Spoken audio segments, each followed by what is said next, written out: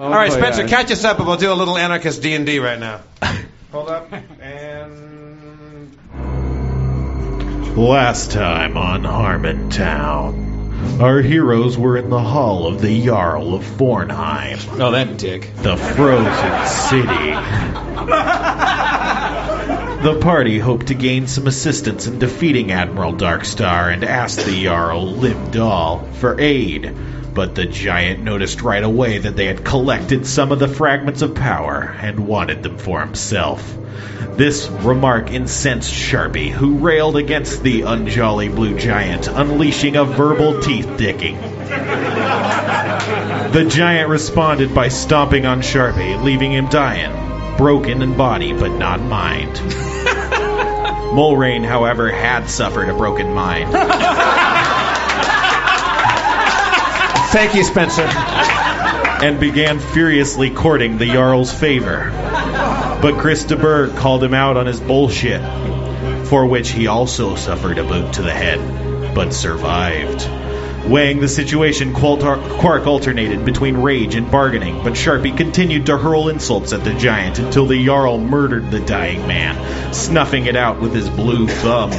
After an insanity of commotion and action set at the same time, Quark decided to trade shards for a skeleton army and Sharpie's life, and Limdal resurrected the slain sorcerer before sending them on their way.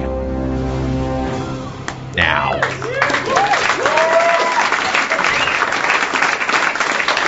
I forgot. That was really intense what we did in that throne room or whatever. Right, guys? We all went through a lot. My favorite moment, if I could step out of the thing, was you actually stood up and went, okay, guys, there's a lot of emotions going on right now.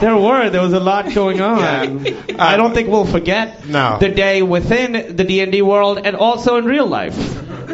I know I won't. So we have our skeleton army right now. Now it seems a little hierarchical right now to have kind of soldiers. Well, we do the thing that Daenerys Targaryen does in Game of Thrones, where they're like, "You're free, but you can totally help us out." That. I'd say to the skeletons like, "Hey, you're free, but blah blah blah."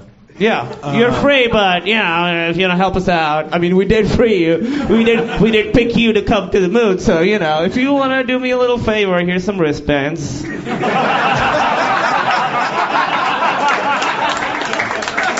I feel like it's unfair to use the wristband. That's my joke. I was joking. The wristbands were ironic, and then you guys are like wristbands. I'm like, that's the joke. But the moment they became convenient for your joke, you put another wristband on, man.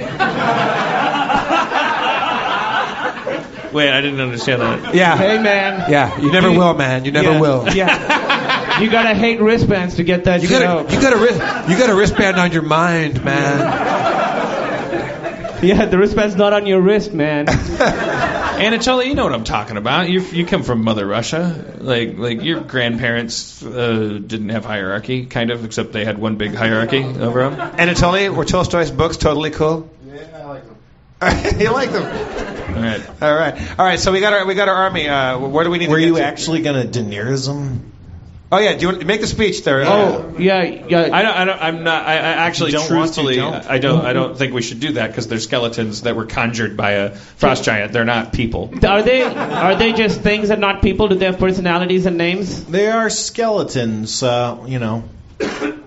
Can we name them 1 through 40, and that's all? That's how we sort of give them a little bit of. That is something you could do. All right, we went through a lot. Let's just take our army and let's press forward. All right, 1 through 40. We tattoo the numbers on their wrists. All right, so do we need not in a bad way? Do we need to get directions to where Admiral Darkstar's fortification is, or? Yeah, well, I mean, you're still in the giant city. You're just not in the palace anymore. So let's exit the city and go to the Admiral Darkstar's thing, right? Yeah, let's drop by and pay him a visit. Yeah, okay. Let's go. You leave the city, heading north towards the Black Keep. Soon you come to a massive ice canyon, a great rift in the sheer cliff of ice.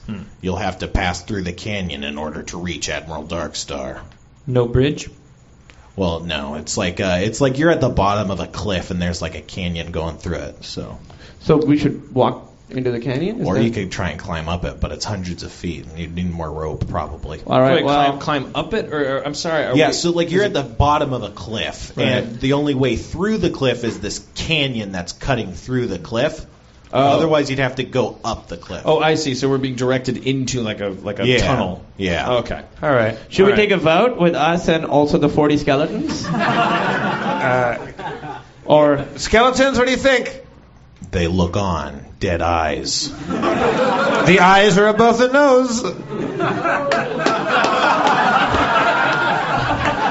Well, they're not. That's accurate. Yeah. They're not going to climb anywhere with us. I mean, we're not going to be crafty. Let's just proceed into this canyon. Let's do it. Let's go. All right, the skeletons first. Inside the canyon, you can hear howling wind, but you feel cold beginning to sink in. Your lack of wintry clothing is beginning to take its toll on your bodies, numbing your fingers and biting your skin. can we take clothes from the skeletons? Sure.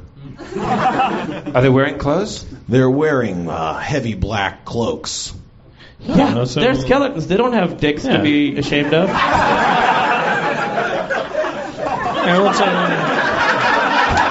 You mean maybe more revealing. They don't have zipper scars on them?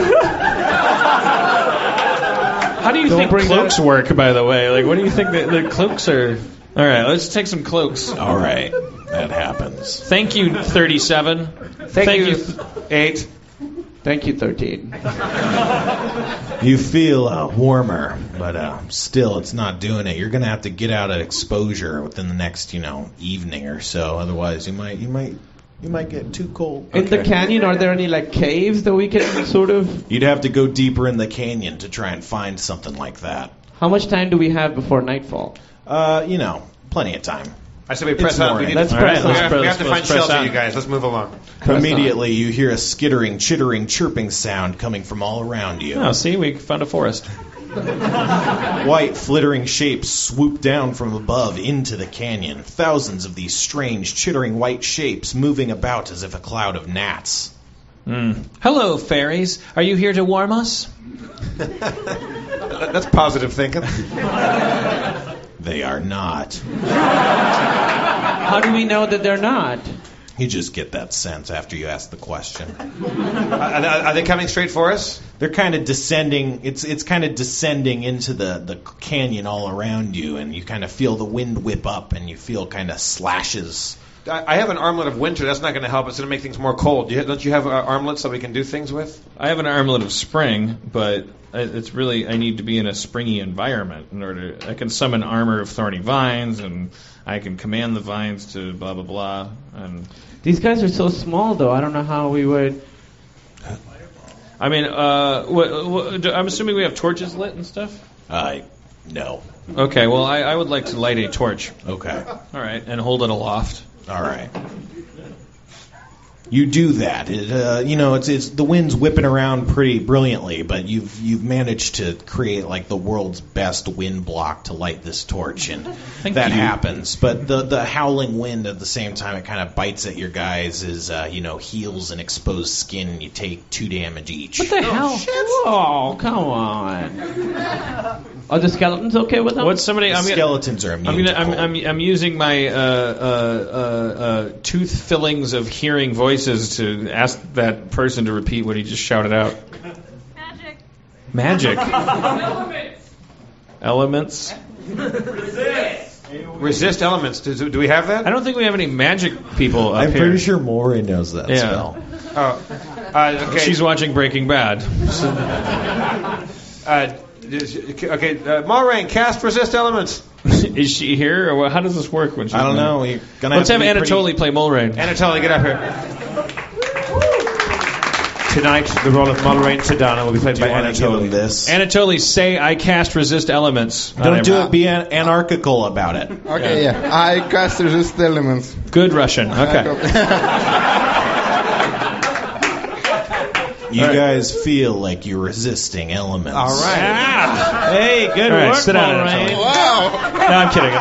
All right, is it my turn? Yeah. Okay, this is going to sound crazy. I think we should put on a show.